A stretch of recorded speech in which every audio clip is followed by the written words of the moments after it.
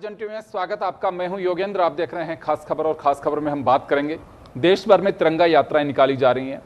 सेना के शौर्य और हमारे जवानों के जांबाज तरीके से जो साहस उन्होंने दिखाया, उसको लेकर के हर कोई उनमें एक नया अदम्य साहस पैदा करने के लिए उनकी प्रति सहानुभूति, उनका उत्साहवर्धन करना, इसके पीछे एक बड़ा मोटिव है। शुरू तो ऐसे ही हुआ था, गैर राजनीतिक रैलियां थी, छुटभैया से लेके बड़े नेताओं तक हर कोई इसमें शिरकत कर रहा है।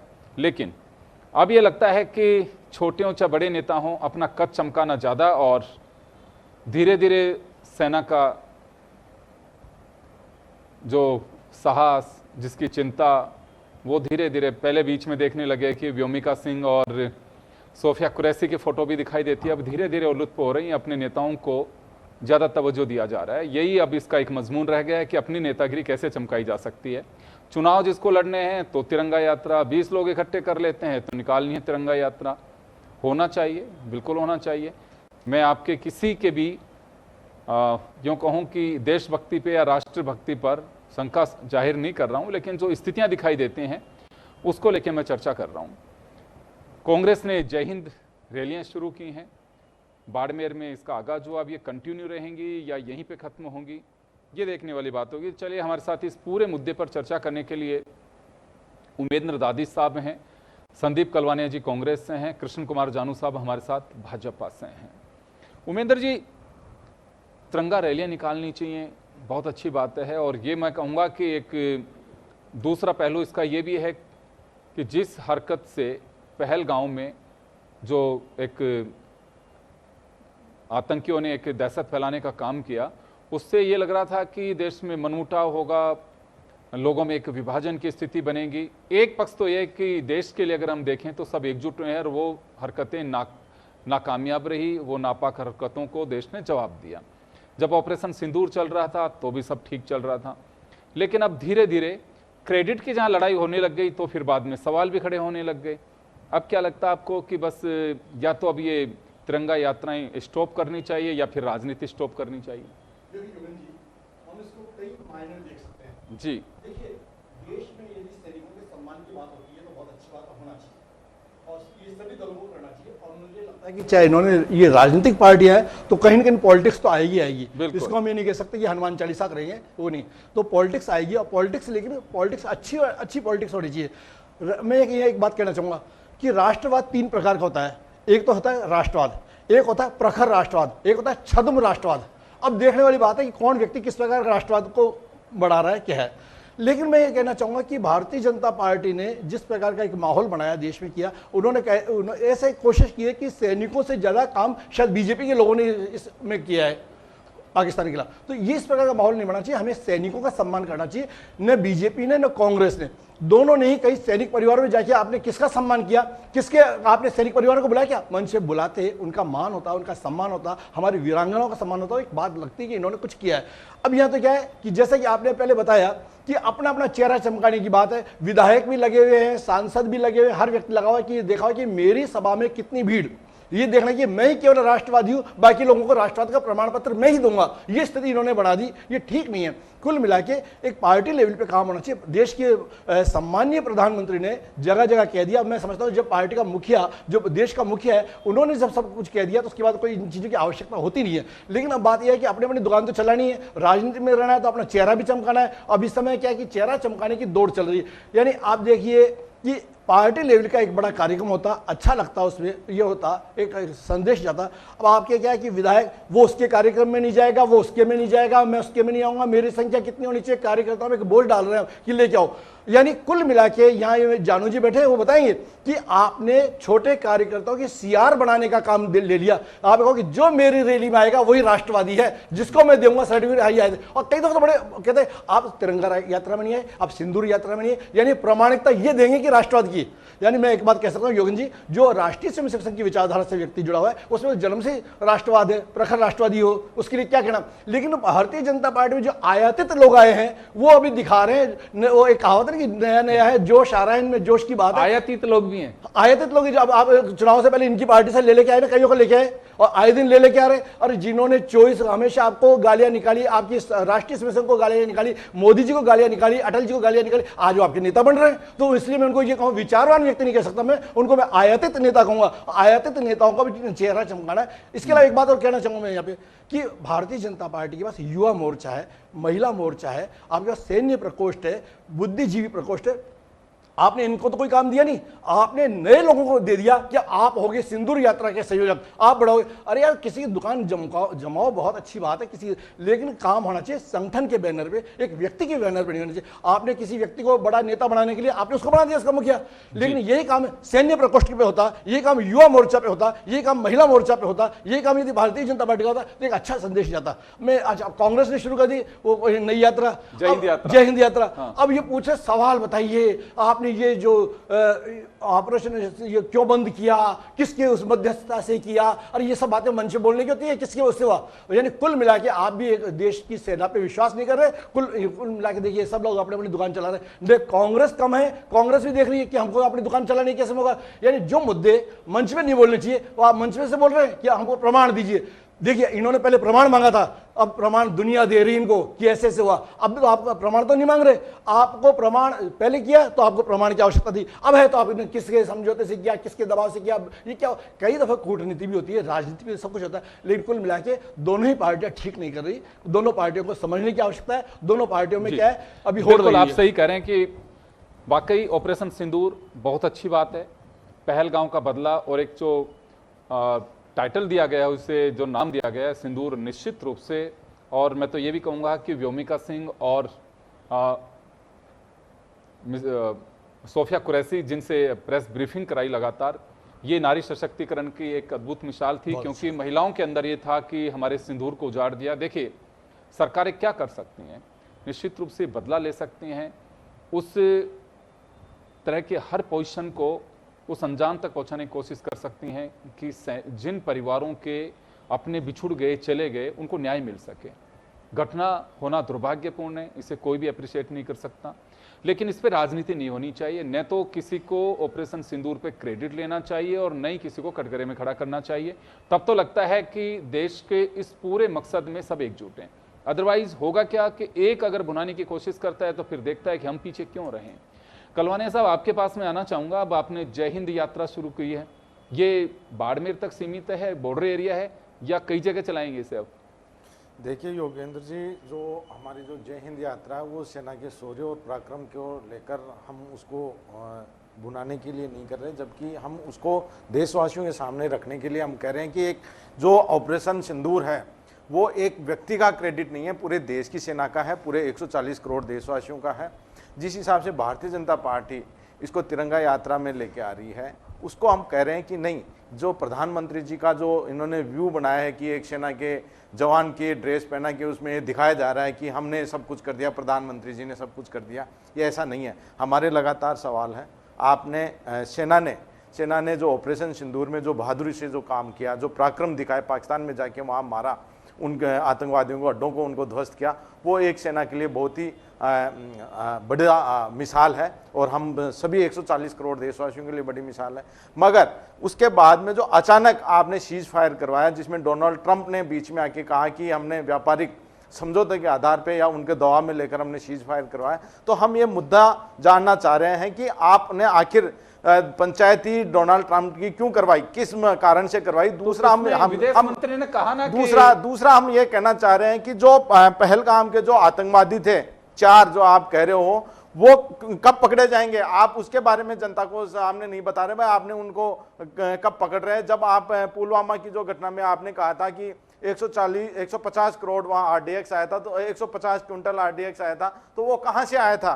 वो आप वहां नहीं बता पा रहे। 150 हम quintal kilo sorry 150 kilo RDX जो बताया था आपने, वो कहां से आया, वहां क्या जो आतंकवादी थे उन पे क्या कार्रवाई की गई, वो आज तक आपने नहीं बताया। हम कह रहे हैं कि संसद का सत्र बुलाएं, आपने वो काम नहीं किया। जब देश की सेना की जो हमारे जो कर्नल थी सोफिया कुरैशी, उसके लेकर जो भारतीय जनता पार्टी के मंत्री ने जो बयान दिया है उस पर उन्होंने कोई कार्रवाई नहीं की। आप देखिए मध्य प्रदेश के जो मुख्यमंत्री हैं वो कह रहे हैं कि भारतीय सेना प्रधानमंत्री जी के नतमस्तक है। आप देखिए इतना बयान दिया है, उस पर कोई कार्रवाई नहीं की। तो हम ये कह रहे हैं कि जब आप देश की सेना और वहाँ की कर्नल है सोफिया कुरैशी के, उसके आधार पे आप शब्दों का इस्तेमाल करते हैं, उस पर कार्रवाई नहीं कर रहे। तो हम ये सारे मुद्दे जय हिंद यात्रा के तहत जनता के सामने रख रहे हैं और हम देश की सेना का बिल्कुल तहे दिल से हम उसका शुक्रिया करते हैं कि उन्होंने ऑपरेशन सिंदूर में अपना पराक्रम दिखाया, विश्व में हमारी सेना का नाम रोशन किया और 140 करोड़ भारतीय का उन्होंने पूरी सुरक्षा के लिए उन आतंकवादियों का मुंहतोड़ जवाब दिया। और लगातार अब आपको योगेंद्र जी बताएंगे, हमारी पूरी कांग्रेस पार्टी 22 अप्रैल को जो पहलगाम की जो घटना हुई थी उसके जस्ट बाद में हमने एक ही निर्णय लिया था कि देश की सुरक्षा के साथ किसी प्रकार का समझौता नहीं किया जाएगा और हम एकजुट होकर प्रधानमंत्री जी को हमने हर संभव मदद के लिए हमने उनको आश्वासन दिया था कि जो भी मदद होगी, हमारा जहां पर भी सरकार का निर्णय होगा हम उसके साथ हैं। मगर अचानक जब आतंकवादी बिल्कुल बैकफुट पे आ गए थे और अचानक डोनाल्ड ट्रंप के कहने पर इन्होंने सीज फायर किया, तो उस पर आज तक प्रधानमंत्री जी ने कोई बयान नहीं दिया, कोई उन्होंने वक्तव्य जारी नहीं किया। भाई उन्होंने क्यों करना पड़ा ऐसा? लगातार अमेरिका नए नए आरोप लगा रही है। कभी कहा कि उन्होंने हम व्यापारिक आधार पे करवाया, कभी कहा कि हमने न्यूक्लियर वार के लिए इन्होंने करवाया। तो ये निश्चित रूप से देश के लिए एक बिल्कुल सोचनीय मुद्दा है और इनको जवाब देना चाहिए। संसद सत्र भी बुलाना चाहिए, जो विपक्ष की मांग है विपक्ष के सामने रखना चाहिए और जनता के सामने रखना चाहिए, संसद को बुलाना चाहिए। योगेंद्र जानू साहब, आपके पास में आना चाहूंगा। तिरंगा यात्राएं निकल रही थी, बहुत अच्छी बात है, हर कोई तिरंगे को सलाम भी करता है और सेना के साहस को सैल्यूट भी कर रहा है। लेकिन अब कांग्रेस अपनी जय हिंद यात्रा के जरिए जवाब मांग रही। इनका कहना है कि बीजेपी इसका क्रेडिट लेना चाह रही है, तो हम इसका जवाब भी पूछना एक हमारा धर्म है।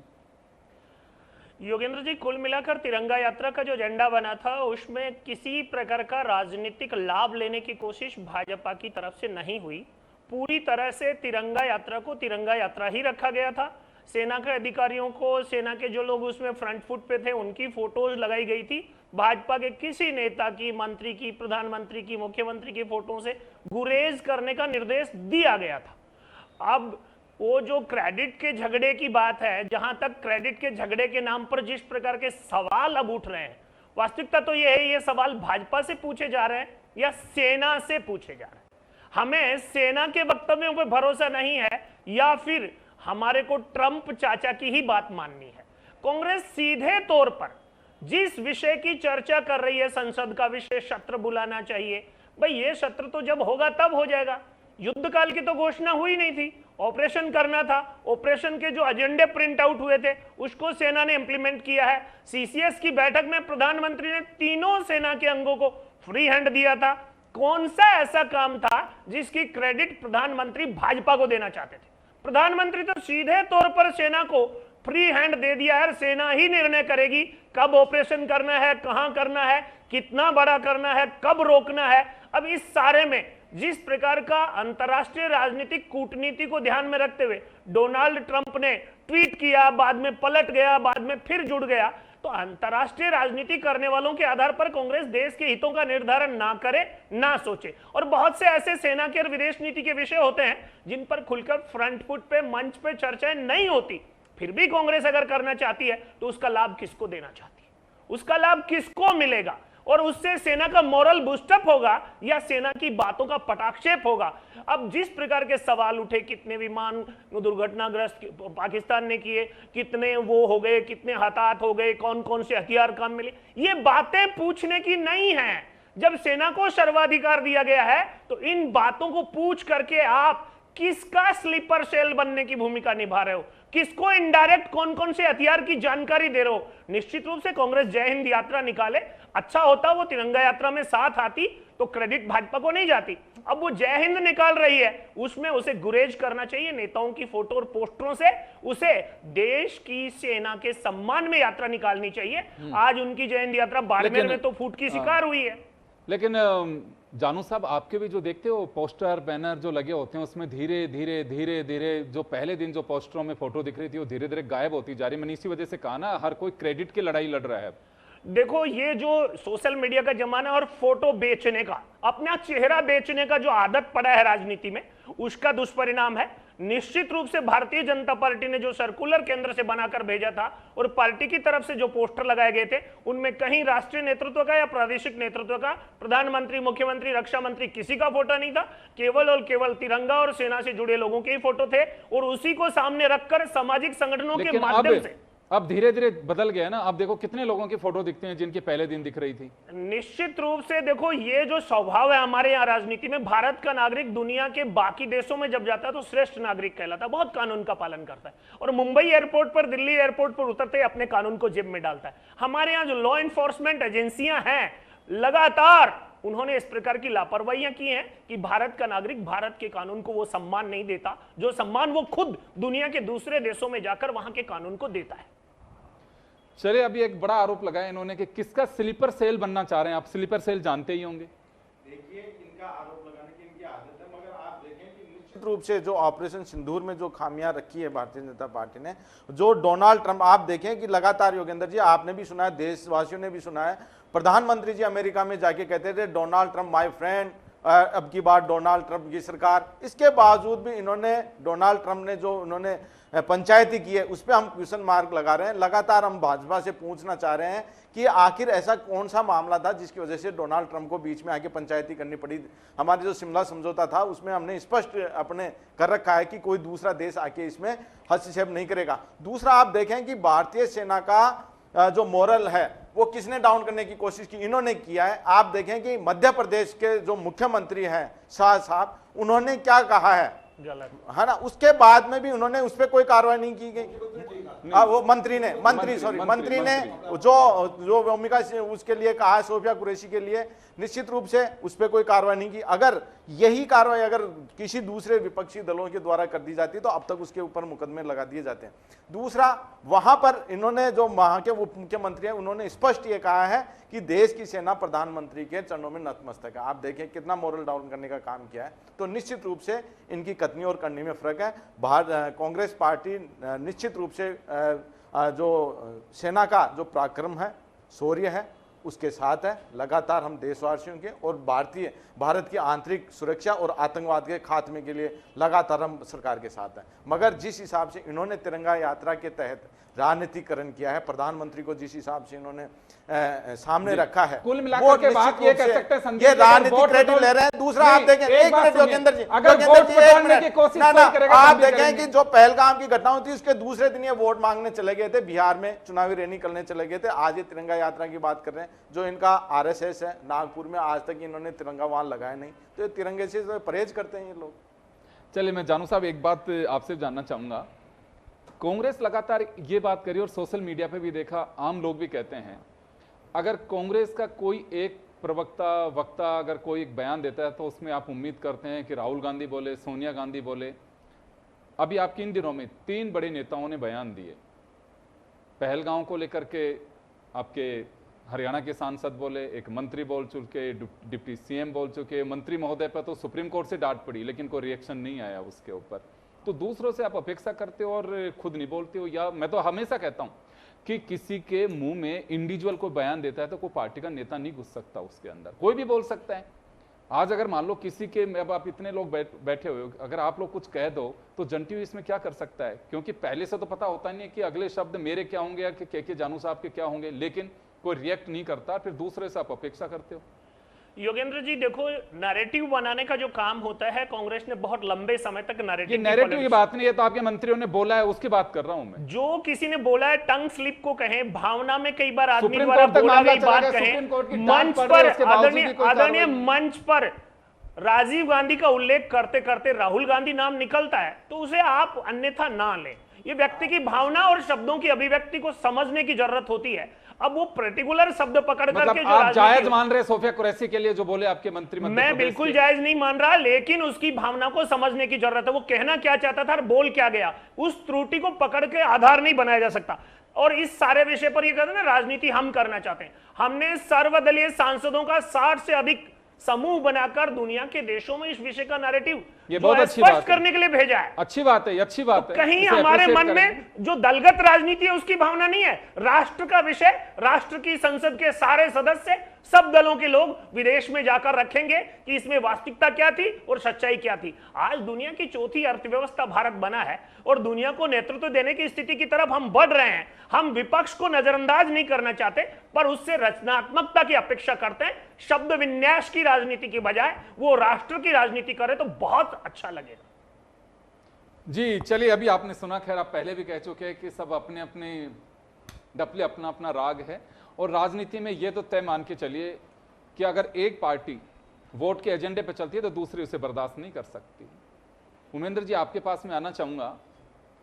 बयानवीर सारी तरफ है, किस पार्टी में कब को, पहली बार भी नहीं, इससे पहले भी कई बार इस तरह की स्थितियां बनती हैं। लेकिन एक पार्टी ये उम्मीद करे कि उसकी पार्टी का शीर्ष नेता इस पे बोले, और अगर दूसरी पार्टी वही बात अगर कोई उनके नेता कहते हो कि नहीं वो तो उनके मुंह से निकल गया। दोनों तरफ यही हाल है। अगर बीजेपी में अगर किसी के मुंह से कुछ निकलता है तो उम्मीद की जाती है कि नड्डा मोदी साहब बोलें। अगर कांग्रेस में निकलती है तो कहा जाएगा कि सोनिया गांधी, राहुल गांधी और इस पे खड़गे को बोलना चाहिए। तो ये कुछ इनको तय करना चाहिए। वास्तव में बयानवीर दोनों ही तरफ हैं। देखो योगेन जी, यहाँ मैं एक बात कहना चाहूँगा कि इन दोनों पार्टियों को शशि थरूर से सीखना चाहिए। इन दोनों पार्टियों को ओबीसी से भी सीखना चाहिए। ओबीसी भारतीय जनता पार्टी को गाली निकालते हैं, वो मोदी जी के खिलाफ बोल सकते हैं, लेकिन राष्ट्रवाद मैंने देखा प्रखर राष्ट्रवाद देखने को मिला मुझे।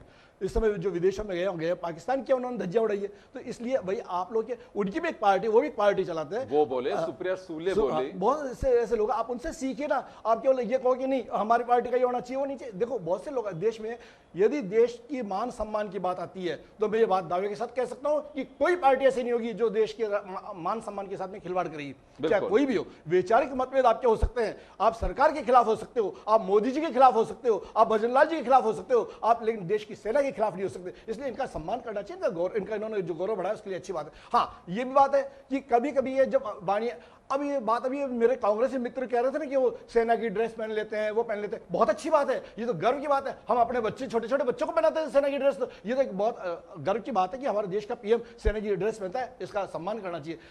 बहुत से विदेशों में हमने देखा है कि वहाँ के राष्ट्राध्यक्ष सेना की पहनते हैं, अच्छी बात है। लेकिन साथ साथ में ये सोचने वाली बात है योगेन जी यहाँ कि कुल मिला के कांग्रेस ने जो इनकी बात चल रही है ना, इनके यहाँ इनकी इतनी लड़ाई है, शशि थरूर जाना तो नहीं चाहिए लेकिन हम उसको पार्टी से निकालेंगे नहीं। अरे आप में हिम्मत तो निकालिए ना। वो राष्ट्रवाद की बात कर रहा है व्यक्ति, अच्छा है, उन्होंने गए वहाँ पे, अपने देश का उन्होंने जो प्रभाव रखा है, उन्होंने अपनी बात कही, अच्छी बात है। लेकिन आप कहते हो कि नहीं जाए वही जिनको हम चाहें, जो मतलब हम देखिए सरकार उनका चयन करती है जो राष्ट्र की बात कहे, जो सरकार का पक्ष अपना अच्छे ढंग से कह सके, अच्छी बात है। एक कभी कभी क्या है कि आपने नाम भेजे, कोई आवश्यक। अब आप कहते हो कि साहब हमने ये सेना ने किया, बहुत अच्छा किया, लेकिन आज भी आप 1970 में इंदिरा गांधी को देते हो कि इंदिरा गांधी की वजह से ये हुआ, और जब वहां भी सेना ने किया था तो हम ये किसी व्यक्ति का नाम ले लें, हम किसी एरिया के उन्होंने ये किया। जैसे इन्होंने यहाँ पे मोदी जी का हमको नाम लेने में परहेज होता है इस मामले में, तो हमको इंदिरा गांधी के मामले में थोड़ा सोचना चाहिए। उन्होंने किया, वो राष्ट्राध्यक्ष थी, उसे मुखिया थी, तो देखो लड़ेगी फौज, नाम सेनापति का होगा।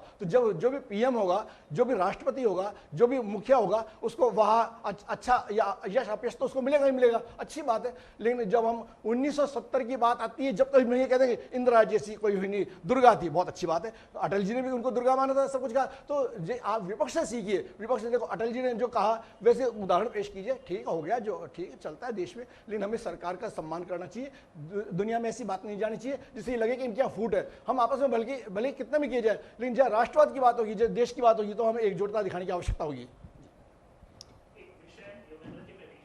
चलो वैसे टाइम हो गया जी। मोदी जी सेना की वर्दी पहनते हैं, हमारे यहाँ टेरिटोरियल आर्मी है, उसमें सचिन पायलट भी इनके नेता हैं, वो उसके सदस्य हैं, अनुराग ठाकुर भी हैं, धोनी भी हैं, बहुत लोग हैं।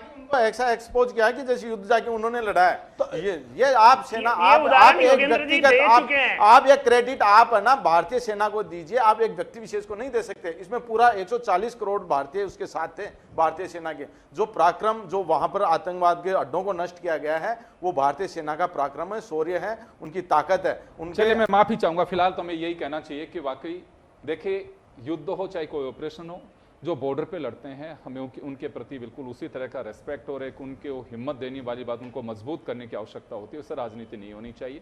लेकिन विपक्ष का कहना है कि अगर कोई क्रेडिट की बात करेगा तो फिर दूसरा चुप क्यों रहेगा।